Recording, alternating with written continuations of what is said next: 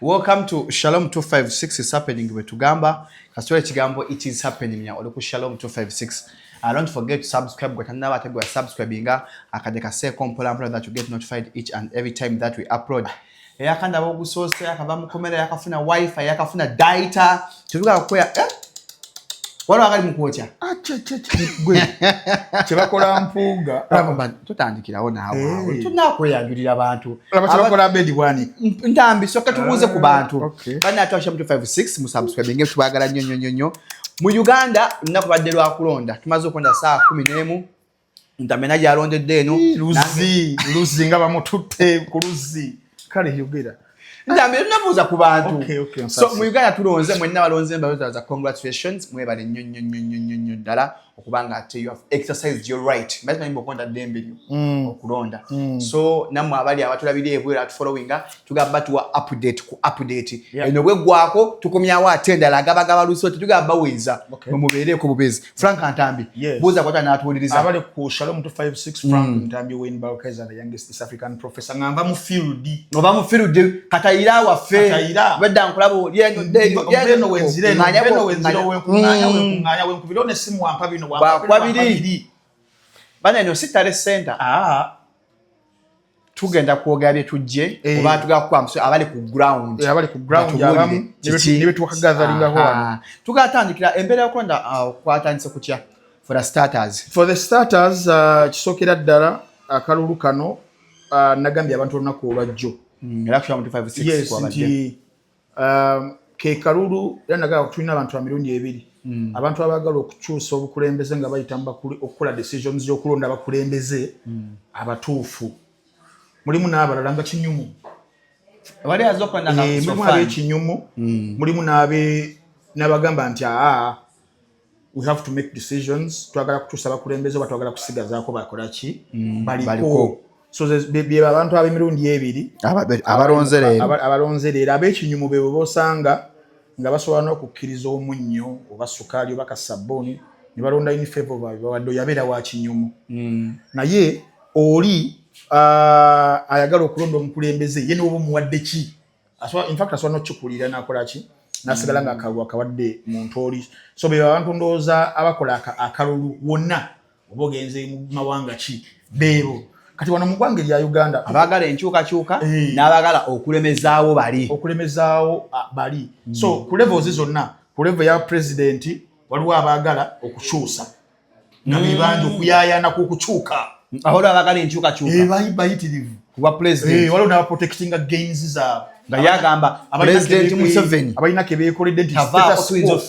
status case galenga weeri abali insecure kiki wagamba nti government ejja n'abagagga baayo kati wabeera abagala gamba mwami Museveni agenda asigale mubeeramu abo for reasons okitegeera kati ne mubeeramu ne bali abayaayaanira enkyukakyuka olw'ensonga ez'enjawulo zenakutumidde olunaku olwajjo ezikyuka twazogeddemu dda ebyali mu Bufalansa nepotism bureaucracy corruption governance poor service delivery human rights abuses income inequality n'ebirala so baba bangi ebiseera ebisinga ababa bayayanira enkyukakyuka kola thumbnail awo kibano seko mpuga bani kuba incumbent abeera muko ne kibayita fatigue like abantu baba balina fatigue bwebuko waliwo omuntu bamirundi era ebiri nga omukulembeze aliko bamukuuye bukuuyi they are fatigued bakuuye bagala ku nkyukakyuka nga waliwo abo nga ayinza okuba nga talina bibinnyo byakoze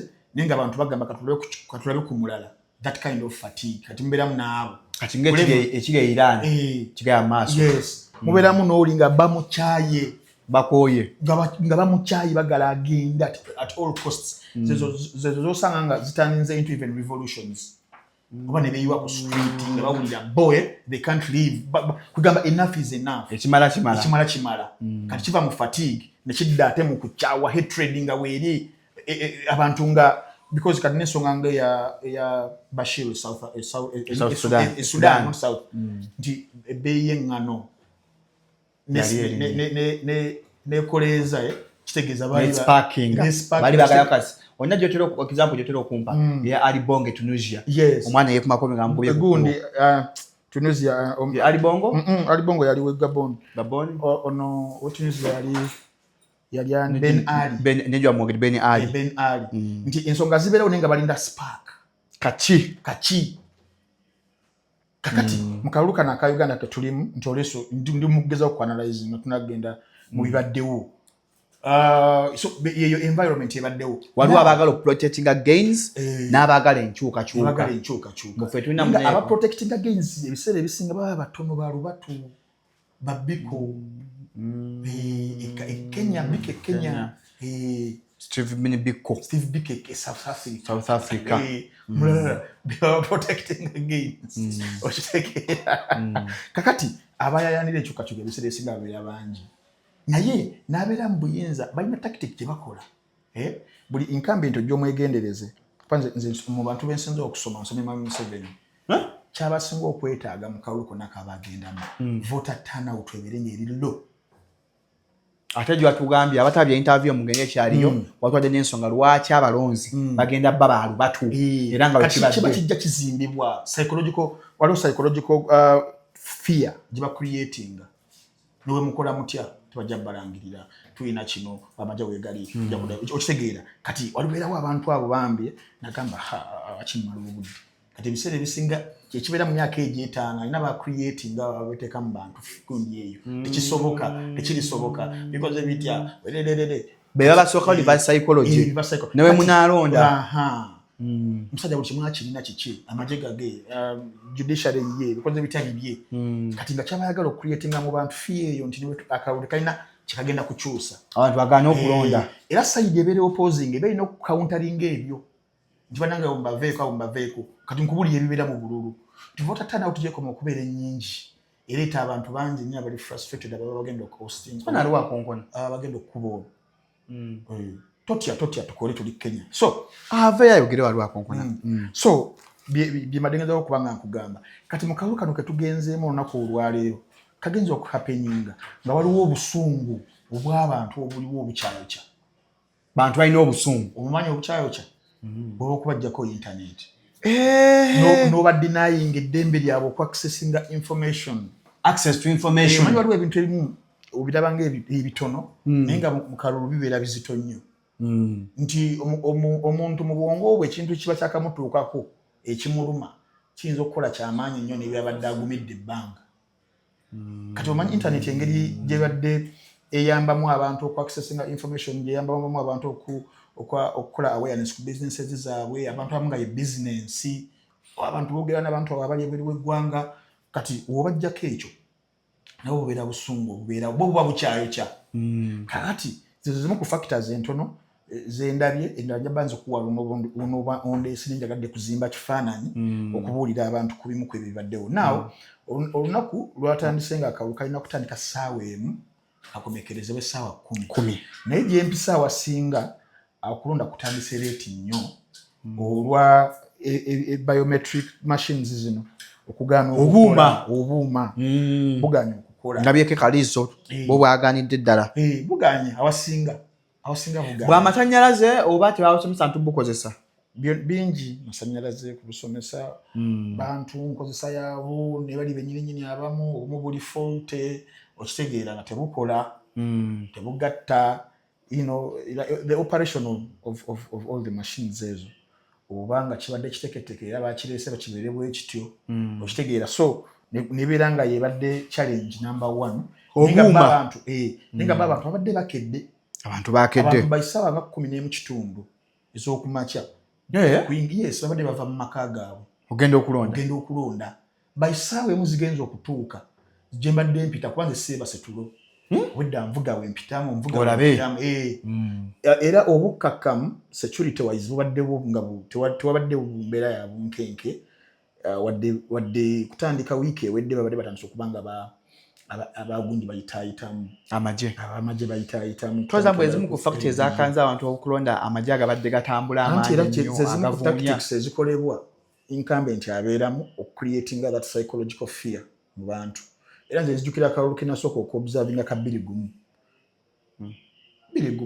akalimu Agraoli Kibirige Mayanja Kipaka Ruhanga Francis Bwenje Dr. Kizza Besigye ne Mwami Museveni akalulu ako unasooka okulaba Mwai Museveni nga atandikiriza okuleeta amagye ku street ng'ebula wiiki emu tugende tulonde. Era abazadde baffe abali bakava mu lutalo lwa 896 olwo nga bagamba kimba nange twagala kuddayo mu byadduka twagala kuddayo mu byadduka tulonde omusa okitegeera kati ebera tactic kati buli abadde nga agikoze eyo kuba 21 26 11 16 21 ne wano kyate kyewunyisa so zizimu ku tactics ze as a military man nti yeta ina kyamanyi kirala tewali kyasinga kumanya nga military tactics militarism strategies zonna ez'ekiyeekera mukalulu azireta ziberenga zimuyambako kati naawe ya psychological fear yimu kwezo zimuyamba okuintimidatinga abalonzi okugoba abalonzi abali badde bajja okuba creatingamu ebirowoozo nti bannange singa tukola otherwise omusajja ayinza okukola ki oba n'abamu okudduka mwe bantu abadduse mu byalo nga tagenze n'okulonda wabula nga adduse buddusa gamba nti embeera singa ebeera ebizze ndi safe ne famire yange mulimu naabo naye nga abadde nga alondera wano oba nga alina kulondera wano naye kulina gamba wekanziruko tomanya kigenda kubeerawo ekyo kyatomanya kigenda kubeerawo ekyo nekibeera nga kigobya abantu so badde nkunyonyola ekya nti kumacha bakedde kumacha onya kujja utambudde mu Uganda yes naye ate obuzibu bwa psychological gundi ezo fears ezo zijja mu ngeri y'ekinnamagye gy'okoma okuzimanyiza abantu kyebakoma okuzimanyiira abaana baatuuka nga bawuga mu tiyaggaasi kibadde ngenda okukugamba tiyaggaasi oyo nga yakajja muganda wange nga n'oba omulidde bulizi nti ali ku kyalo kiri kiddako weggalira ekale saa zino omwana amanya tactic nagamba wabeera zze nsobola okukozesa akatambala nenjiwako oba amazzi oba nenkola ukyeva kye bayiiya era omukulembeze wa National Unity Platform Mwami Kyagulanyi kuno yagambye bwennanga ate temutujoga waki mutukuba tiyaggaasi owayiro nga tekyalina kukya tiyaggaasi nti naye kala ne kati kala nga yensonga kitegeeza nga batandise okuba nga bakola ki bamumanyiira kati ne bino ebintu ebyokutiisatiisa abalonzi mu ngeri ey'okubateekamu ebyokuyisawo byakulwanisa mamba bikoze bitya kituuse ekiseera nga abantu bagubye n'essaawa zino nti institutions ezisinga Mwai Museveni mu ngeri gy'amanyimu ebya military azikwasizza nnyo bannamagye kati bannamagye bali nnyo mu bantu myaka gino 10-15 kano gundi yali mu kino kano gundi yali mu kino okitegeera naye nga luli mu Uganda nga mwe bali mukyali baana bato okulengera ku kibomboola ekyejje ekibomboola ng'omusirikale abeera omu ku kyalo ne kitereera nti gundi yazzaawo ku kyalo ate nemalolengera kuwa military popi bana abaredi nga alina just muggo ne firimu za jingo nga bagamba military nga bagamba mudduke poliisi musirike poliisi nga bagamba y'amangi bwe yayogerangako ng'ajja omu ababiri ekyalo ne kitereera kati saawa zino bababunyizza nnyo mu bantu babamanyidde okitegeera kati sometimes nti coin nga weeyina sides ebbiri nti yaba akiraba nga psychological fear then ate bano bakolagana naffe tubimanyidde kyobola mbadde nkunyonyola ku kyolunaku olwaliro nti abantu bakedde by 10:30 naye nga bakimanyi nti mwe bali abasajja naye ng'oli amanyi nti baiti yange ogenda okulonda tiri agenzijjako so mu buyinza wano nti bannaffe ababa balwanira okubanga bayingira mu buyinza muzimu balina okukola emyaka egy'etaano era ne muzimu ku ssente ezibaweebwa eza constitution ezigenda mu bibiina baleza iPod bala n'endala ezijja ziba zirina okustrengtheninga democracy internally ziba zirina okusomesa sensitization civic duties naki n'ebibiina nga kya Uganda Human Rights Commission mu constitution kyebateekamu ng'ekigenda okukola civic awareness civic education simanyi omulimu bagukoze bulungi naye ab'ebibiina kati nga National Unity Platform bakoze kyamaanyi nnyo gino emyaka 5 kubeera nga bakola awareness ey'abantu okumanya eddembe lyabwe kati mu kaseera kano eddembe ly'okulonda nti omuntu olina eddembe lyo erikuweebwa mu constitution obeera nga baregistaringa bulungi nnyo akakonkoyo okafunye bulungi nnyo erinnya lyo gye liri mu register ogenda okasitinge akalulu teri agenda kyokujjako ekyo kati era kyembeebaza bannaffe abo nga aba National Platform n'abibiina ebirala abagezaako okukola sensitization eyo abantu okubeera nti nno even with intimidation eri psychological eriwo bamaliriza bagenzi bakedde kyalo mu kugamba seebasi bedda nkulaba bedda kukwera amasimu yes nga ndi mu kuzunga so yemu factors zendabye ezo abantu bakedde bulungi nnyo ne bagenda naye mu kutuukawo election material okulondesa azze nitulo because election material yes atuuse nabeera nga ajja ku bifo ebironderwako naye nga ate nga bali babitulaalise nti wagenda kubeerawo kino wagenda kubeerawo kino wagenda kubeerawo ne kino bigenda okuyamba abantu mu kulonda ekintu ekyo ekya biometric ekyo ne kibeera machines ezo ne zibeera nga awamu tezizze awamu zizze nga ziri fault tezikola esobola kutalinga bululu n'ebyo so ne baddayo ku nkola kubanga bagezezza kugala okufikisinga awamu balaba obudde bugenda nanti kati baleesenga awamu tewakola kati wabeerawo obudde obukwagala okufikisinga obuuma naye ng'ate kisobola okubeera ng'ebadde tactic delaying tactic because now you have yes you have gundi sawa mpaka saa 10 toyine sawa 10 ziba 9 hours what 9 hours zolina okukolera mu bino so verifying kakati zino 9 hours obanga zolina okukoleramu tactically ngo my tactics wezibeera singa office ake sawa 4 ku 5 kubasigadde sawa 4 sawa 4 oba sawa 5 nga zibasigaza obera kugenda ku polling station ngebaddemu ebadde genda kubeerako abantu for example 10 kati gwakola math okunsinga abantu kitwalira abantu bamekolo 10 okulonda kati n'ogattagattamu n'ogamba nti ziba sawa 8 naye ng'oli amaze okubbako essaawa 3 ate nga bali naabo kati ffe tulondedde awo entinda waliwo amu ngazze nga tamanyi nti baamukyusa webali ng'amugamba ate kati genda eri gy'oba oyambuka ku nsimbi ziwoome gy'oba olondera waliwo abeekye n'agamba kambireke omu n'agamba bannange agenda otambula nti it may be a tactic esobola ndi mu bisu I'm just trying to give up my mind nti eyinza okuba nga nayo yemu ku tactics ezikolebwa omanyi kibayita okubba akalulu Shalom kwa mirundi mingi okubba akalulu mumanyi kimu kya ballot staffing kubukwata n'obuteekamu ballot staffing tumanyi ekyo kukyusa zi declaration forms biki ebyo nno byebisemberayo ddala naye okubba akalulu kibola bakayita free and fair okitegeera kati wobeera nga nekino ekyobudde olina obudde bwosazeeko ng'olina abantu essaawa 4 zigenze omuntu atuuse omugamba ategende eri nti omuntu yabaze nti nogenda genda malayo ssaawa zange 2-3 ku station bakisaawa 6 nveewo nina okutwala mama nkomewo ssaawa 10 nga bakabala mulimu bamulimu abakola emirimu gino egya hand to mouth fe abasinga informal sector erina abantu 88% bali mu informal sector bano aba public holidays fe tebitukwatako aba informal sector nina okuddayo wali ku wording njo kyekyuma nina okuddayo mu katale ntunda ennyaanya abaana basomesa gundi yina etools okitegeera so awo wonna nti omuntu abeera ku disenfranchising okubeera nga akendezezza ku maanyi lwayikizo awo nawonna bubeera bubbi tetumanyi mali aka staffing no ne babba ne bateekamu ketwadde tumanyi nedda mukwano so obubbi bw'akalulu bwa mirundi bwa forms nnyingi nnyo tobalaba nti waliwo ekibiina ekyo nkirabidde ekyali kirondoola ensaasaanya y'aba candidates mu kalulu bakiggala ku buli omulungi naye kuno kyaze mu kibbula okuka naye mu gundi ndala naye nga kyali nakikolerako mu kalulu ka 2021 okitegeera nakikolerako naye nga tulondoola ensaasaanya y'abakandidatesimbyeo ndaku katono nnyo bambi mbadde ndi mu kamera katono hello ndi mu kamera katono mawulire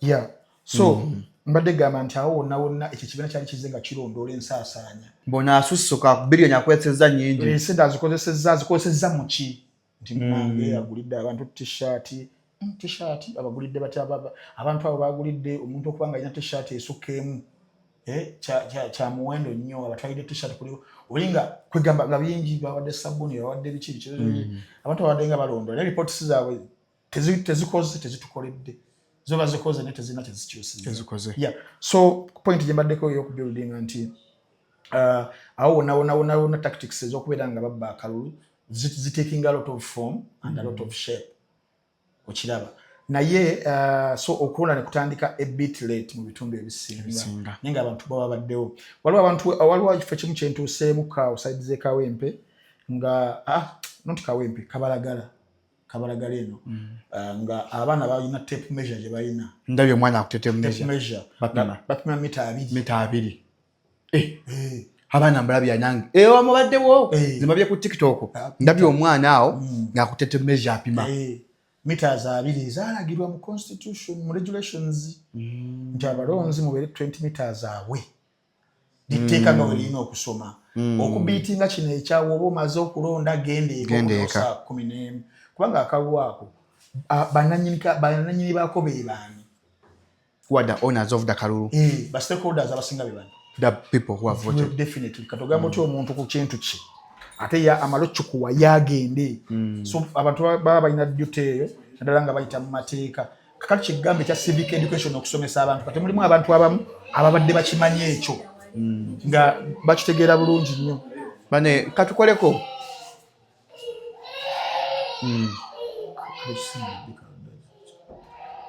So madegama nti mulimu abantu abamu naddala kati mu bitundu ng'e Kampala, Wakiso, Mukono, a bit of Masaka, awali a lot of civic awareness ngeri wagguluko abagaanyi okugoberera kiri kibadde kireetebwa nti oba omaze okulonda genda eka wumuloko abamu bakigaanye because at the end of the day etteeka ligamba ki kati bannaffe babadde basomesezza bulungi abantu ensonga eyo era abamu ku politician tebavuddeewo nawe ndabye Makindi bano nga ku barracks balondedde ku kkubo we basibye ne babeera waawo kati waliwo omukulu yali abuuza mugenda kupama wa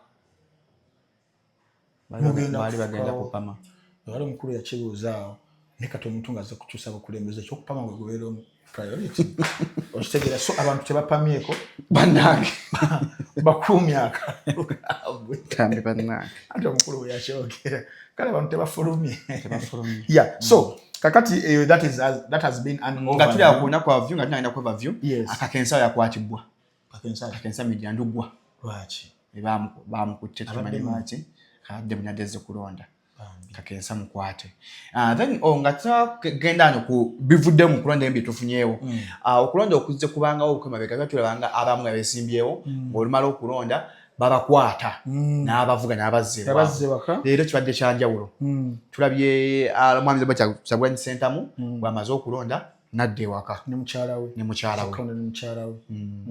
President Museveni tumulabye tebamukutte olumaze okulonda tebamukutte naye nadda ewaka tebakwatibwa tugaye mbu binaakyuka muddeeyo ekibadde kibeerangawo babadde babassa ku house arrest nga bwe bamala ekibaddengawo nti mu kaseera k'okulonda babadde nga balonda ne baddayo bulungi naye nga bagenda okulangirira babadde nga babassa ku house arrest era house arrest gisuubire unless otherwise kuba politicians abamu ab'embavu abalina amaloboozi Mwami Kyagulanyi David Lwongoya aba Elias Lukwago Ssemujju Nganda suubira house arrest nti eyinza Muzeeyi Baraka Munyagwa si wambavu koze mbavu mawangalo ntambi nje ku bbeiro okay so ogatuyisa mtugatandikira wa akantandikira ku president yes when nondedde sokobe ku results zange ziri jirwazi no wozizi no ezalo zimbadde nkuweereza ali nozo mpeereza wano zizo kati ekisooka nga wakinyonyodde disclaimer nti zino betwogera si byankomeredde we are not ate eno sitale sente so twogera ebimu ku byetubadde wetulondedde byetulabye beturecordinze wano waliwo polling station 5 eya Nsimbi Zuume waliwo polling station 5 waliwo polling stations 5 Nsimbi Zuume twazana ka president Mwami Kyagulanyi mu polling station esooka wano gye barecordinze wano ng'afunye obululu 79 ng'afunye butono tamusinzaawo ati Mwami Museveni 36 ntambi abantu nga tebaba tebalonze Nsimbi Zuume egenda okebere kati waliwo polling station eyokubiri Mwami Kyagulanyi nafuna 75 era wano Mwami Museveni 46 waliwo wano polling station eyokusatu Nsimbi Zuume Mwami Kyagulanyi nafuna 119 Mwami Museveni 55 polling station eyokuna era mu Nsimbi Zuume Mwami Kyagulanyi nafuna 114 Mwami Museveni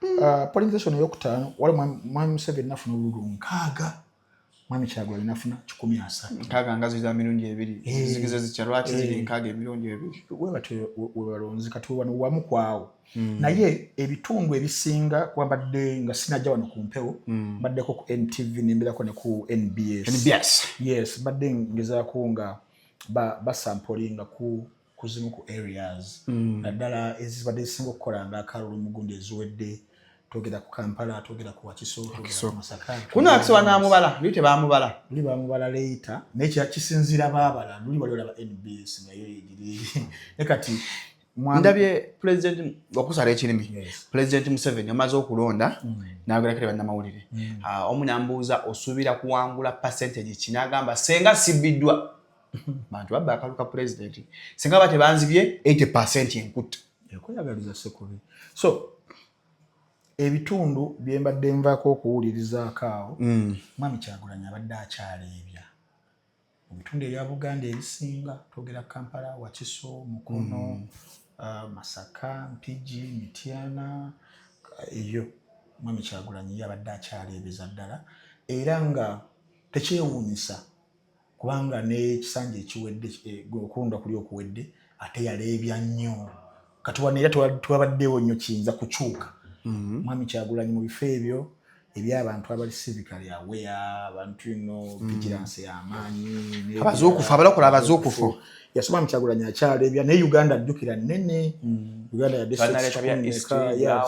ya so tetumanyi bigenda kuva walala tujja kuba tubibaleetera mpola mpola ebinaba bifuniddwawo nga tukuba mu ttooki n'okukola analysis naye ku kya president azubwe tujjidde wano ebibadde byakafunikibwawo Mwami Kyagulanyi akyaleebya kyaleebeza ddala ku ntebe eyo naye okulonda okubala okutwala ennaku 2 so tubinza obuli bwona bwonna bwendabye era wano mu kusooka wano nga areas zino abeera ku opposition abeera aziridinga nnyo jukira ku Mwami Besigye 2016 okitegeera biri abiri ku Mwami Kyagulanyi so gye bikyukira naddala because kati wano waliwo okubanga tusomye zino nga bwe tuzisomye wano ku polling stations ng'ezo then distance okuva ogenda ku Tally Center twali internet tumanyi what can happen ngezaako ku preempting ebimu ku bibeerawo bitunze nga tulaba tetumanya so we tuli ku kya president now mu bifo by'ababaka ba parliament kuba nabo balondebwa olunaku lwe lumu president ng'abantu badde bakimanyi abalonze president era we balonda n'ababaka ba parliament kati njagala tusampulinga ku contested areas abantu ezibaddemu interest tutandisaawo mutambi kakati Kampala wano tuyinamu divisions 5 Kawempe tuyinamu Kampala Central Soka tuyinamu Kawempe North ne South North ne South tuyinamu Makindye East ne West East ne West nitubeeramu ne Lubaga South ne North okitegedde nitubeeramu ne Nakawa East ne West ne West kati zino kansoke nkubuulire ku zino kutwala awalala now Kampala Central Kampala Central yes abadde vunzibwako owekitiibwa David Lewis Lubongoya honorable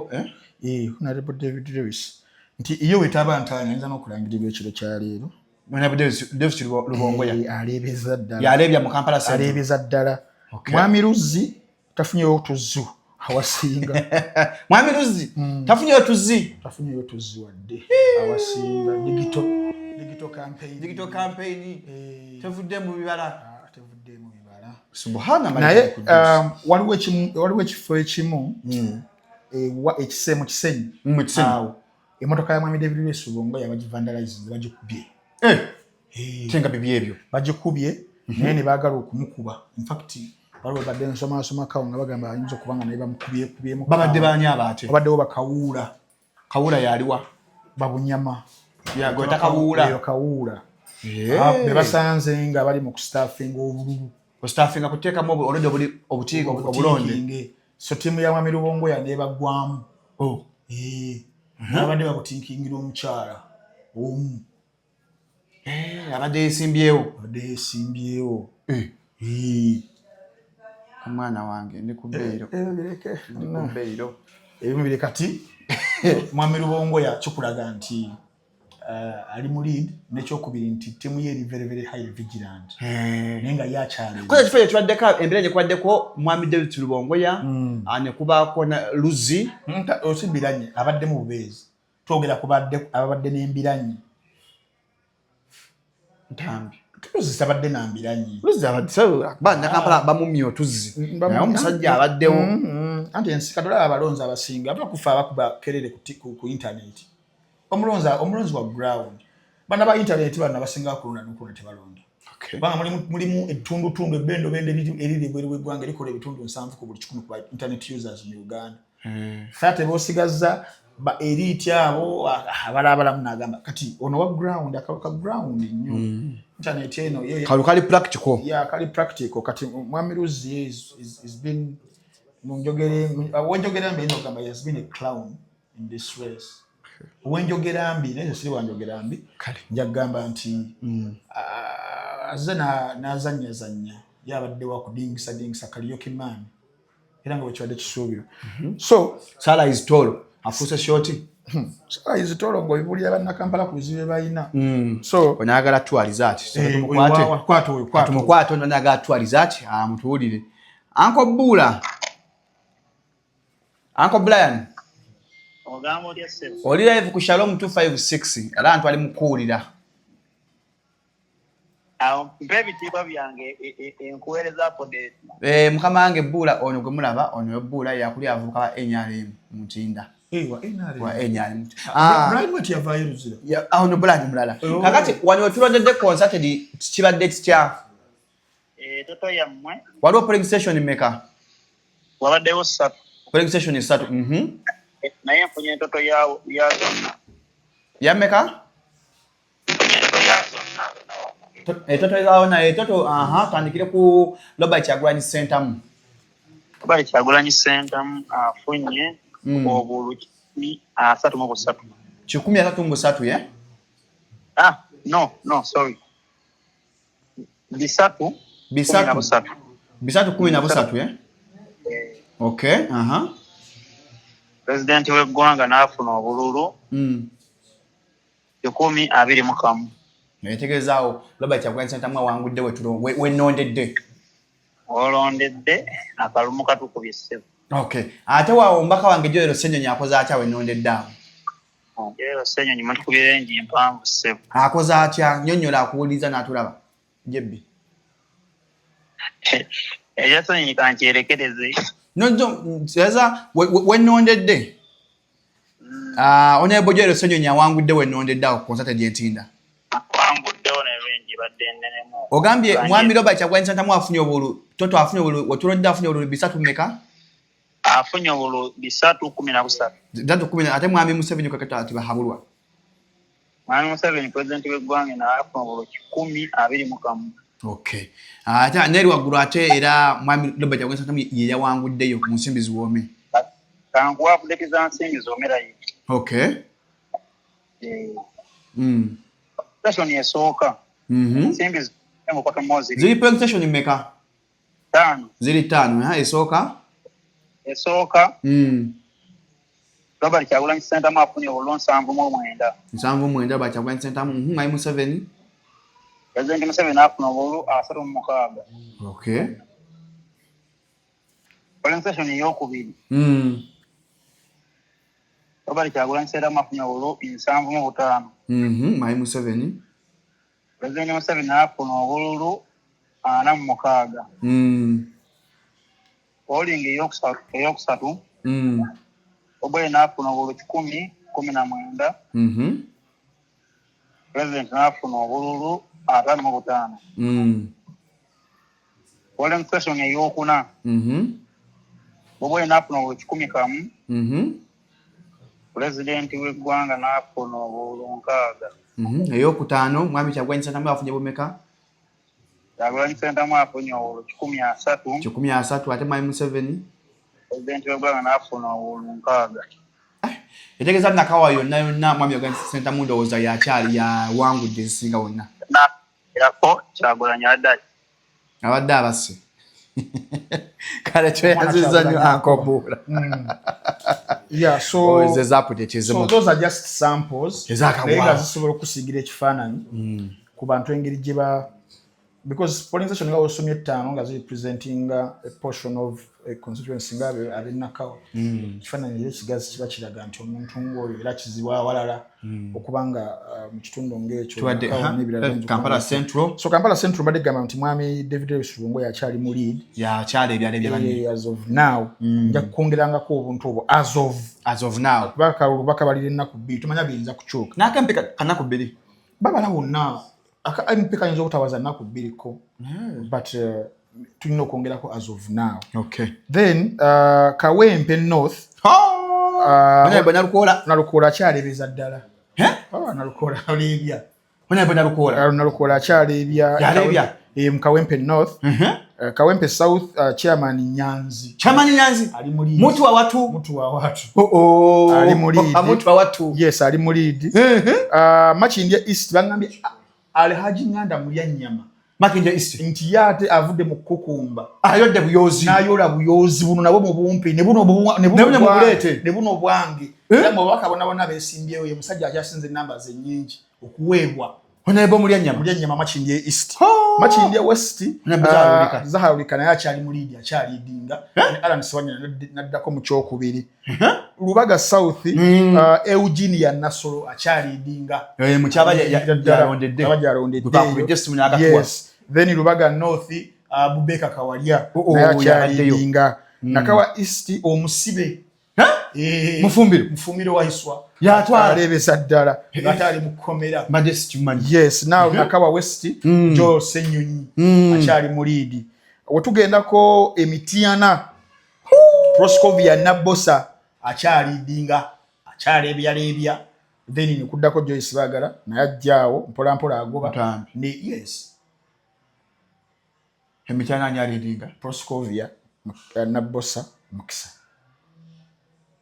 Yes, akyalidinga bituufu na muntu ali ku ground definitely. Bukube simu bagesere simu jana kuwadde okube. Then Masaka lindako ntambuza katugenda Emitiana kuba obuzalidinga mbana mawulire you verify for yourself. Tugakubirako netafe ali Washam 256 ali Emitiana kuba. Hello ogamba okyasebo mbadde njagala kuvundi ku mwami Kawooya. Hello. Njagala ku Kawooya. Akram. Njagala male. Yenze. Ogamba okyasebo. Tewali sebo. Oli ku Shalom 256 bakuwulira. Ngale simi okuwuliza. Emitiana okulonda kubadde ku kyasoko tusigire ekifaananyi. Okulonda kubadde. Olondodde waggwe kennyini. Nze nondedde Emitiana ku kyalo bakiyita Mizigo. Polling station yawa kakakata. Mizigo wolondedde. Yes sir. Njagala onsigire ekifaananyi kibadde kyakubwa president Emitiana awo. Wolondedde. Oba president Yoweri Museveni president afunye obululu kubadde 5-3. Amuvuganya Robert Kyagulanyi Ssentamu n'afuna obululu kubadde 10-7. Ate abakyala akalulu k'abakyala angane tudde ku basajja abasajja akoze batya Honorable Zaake akoze atya n'amwesimbyeko. Honorable Zaake yakyabaleebya ebyabalala byose bigoberedde nnyo naye nga Honorable Zaake yakyaleebya. Ate abakyala embiranye eri wani nani Nabosa yakyabaleebya ne Bitano Madamu Bitano yaliwa Nalubega oba efeu sister Nalubega Nabosa yakyaleebya Emitiana. Esebo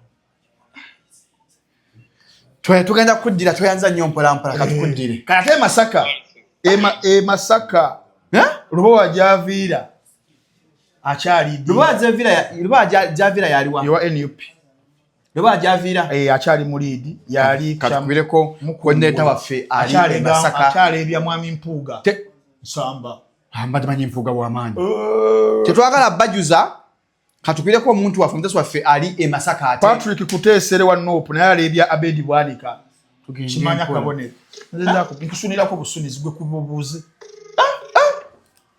nga twist of events omuntu waffe nga takwata aleka akyali mukalo tujja muddira edda abadde akutte naye naye nga nze nkubuulidde byenga kati Emitiana obali toli mukwakana kati ne Masaka towakana kasoke muze mukakasemba wano Masaka towakana akalulu kafuusa akalulu wa Nuupu aleebya mukama wange gye baleko ssebo mukalazi mwonyo nsonyi okukubira nga oli bizi oyogerako ne Shalom Kawesi oli live ku Shalom 256 tuli bize twena obululu butwala tubadde tukyagattagatta. Mukyagatta Masaka wali waki eyo kyokka tugenda ka president kali kaki Masaka wolondedde? Masaka wolondedde president ya abadde akyatwaliriza. Aliwo abadde atwala. Owanuupu. Robert Kyagulanyi Ssentamu. Wolondedde abadde asinzeewo. Ate lyendese okuva Mukungwe. Mukungwe wa Mwami Mpuuga. Omukulu abadde akyamutwala. Mukulu Javira. Omukulu Javira amutwala. Amutwala. Badde manyi Mpuuga yapuuya ate omwami Abedi Bwanika owakabonera bali batalina kuteesa. N'Abedi Bwanika ebyo si birungi. Bamwanise. Bakyamumegga. Kuteesa Patrick ateesezza Bwanika yanyikirwa. Tugenda kweyongeza yebale nnyo bali eddaka tukireko ne kubalala mu bitundu by'eggwanga. So okitegedde kati bye bimu kweri emukono Madamu Teacher Namboze kyakola aleebyabo. So ebirala tusiga katukanzireyo ko mu field banaye mwekube 56 mubeereko tugenda ketubawa ketubatu dakika mekao neti gari anamumeka naye olaba tubawe Yesu wabi si wabi banyika tukomewo kale kadde ku field. Amina.